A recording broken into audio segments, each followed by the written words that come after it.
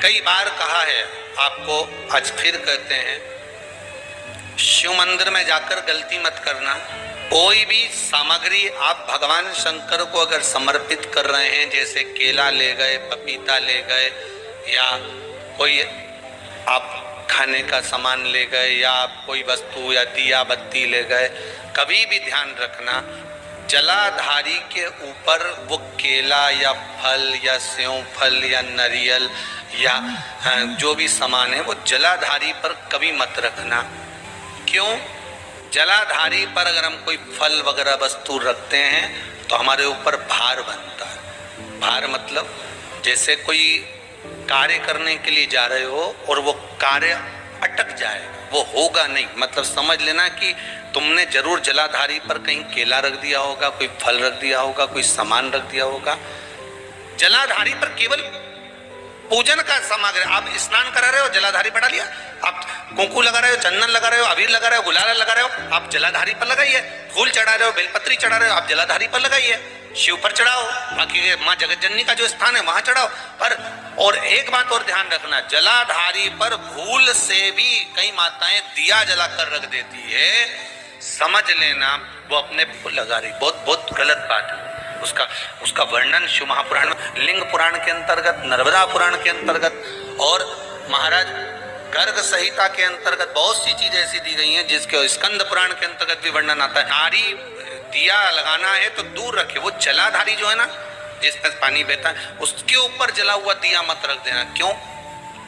कहते हैं उसके घर के बेटे बेटी बहू पोता पोती कभी भी उसे सुख प्रदान नहीं कर सकते। उसके घर में हमेशा क्लेश रहेगा, चिड़चिड़ प्रवृत्ति रहेगी, युद्ध लड़ाई झगड़ा ये सब पारिवारिक चलता रहेगा, या देवर जेठ जेठानी का भी झगड़ा चलता रहेगा, पर वो सुख का भान नहीं कर सकती। अगर दिया जलाधारी पर रख दिया तो भोजन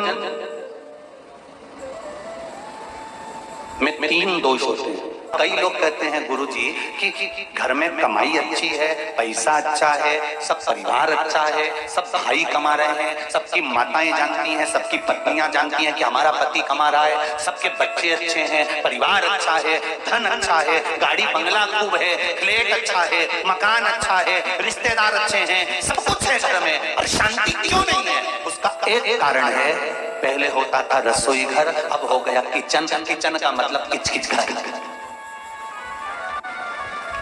रसोई घर और किचन में अंतर है। रसोई घर में रोज भोजन के बाद में पोछा लगता था, या भोजन बनने से पहले सुबह माताएं एक कपड़ा गीला कर पोता लगाती थी, उसके बाद में चूल्हा जलाती थी। आज के जमाने में तो बिना नहाए बिना मुख धोए, भले तुम बिना नहाए तुम अपनी जगह पर हो गए, हो सकता है तुम्हारी नींद ना खुलती हो, लेट खुलती हो, पर जब भी रसोई घर में चाय की हंडी चढ़ाओ, चाहे तुम चाय बनाओ, सबसे पहले अगर गैस चालू कर रहे हो, अग्नि को प्रकट कर रहे हो, रसोई घर में भोजन बना रहे हो, तो पहले उस रसोई घर में भोजन 3 दोष उत्पन्न होते हैं। उस 3 दोष को मिटाने के लिए पहले एक कपड़ा गीला कर भले भर क्यों ना है उसको पोंछ देना चाहिए, तो 3 दोष समाप्त हो जाते हैं। घर में से क्लेश अशांति समाप्त हो जाता है।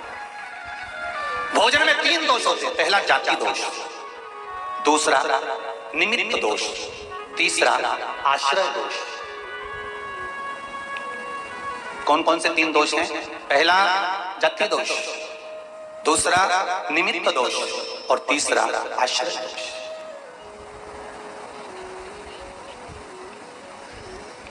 मतलब रसोई घर में जो तुमने भोजन निर्माण करा है उसमें अगर कुछ गलत चीज बन गई है, कोई प्याज लहसुन का भोजन बन गया, या कोई आदि मांसाहार से जुड़ा हुआ भोजन बन गया है, तो वो दोष नहीं आ रहे। दूसरा, भोजन जो बनकर तैयार हुआ है उस भोजन पर घर में 4-5 माताएं रहती है तो कोई ना कोई रजस्वला होती ही रहती है। किसी ना किसी को रजो धर्म तो रहता है, कोई का कभी रजो धर्म आता है, कोई का कभी रजस्वला धर्म आता है, किसी का कभी रजस्वला धर्म आता है। तो भोजन जो बनकर रखा हुआ है या भोजन बन रहा होता है, उस भोजन पर रजो धर्म धारण करने वाली स्त्री की अगर दृष्टि पड़ रही है या उसका कोई हाथ लग गया है उस भोजन बनते हुए वस्तु में, तो उसका दोष समाप्त हो जाए। तो दूसरे नंबर पर आता है निमित्त दोष और तीसरा दोष आता है आश्रय दोष।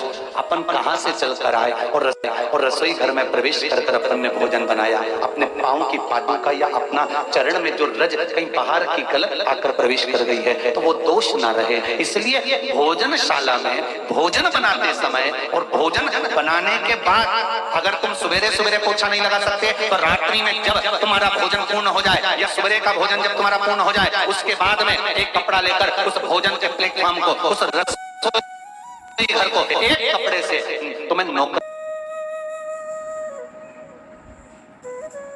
उस रसोई घर में जहां अन्नपूर्णा निवास करती है उस रसोई घर में अगर अपने परिवार को जैसा लेकर चलना है, अशांति नहीं चाहते हो, भाइयों में क्रोध नहीं चाहते हो, पूरा परिवार प्रेम से रहना चाहता है तो धन से ज्यादा उस पोछे पर ध्यान देना पड़ेगा कि भोजन होने के बाद एक कपड़ा फेरा जाए।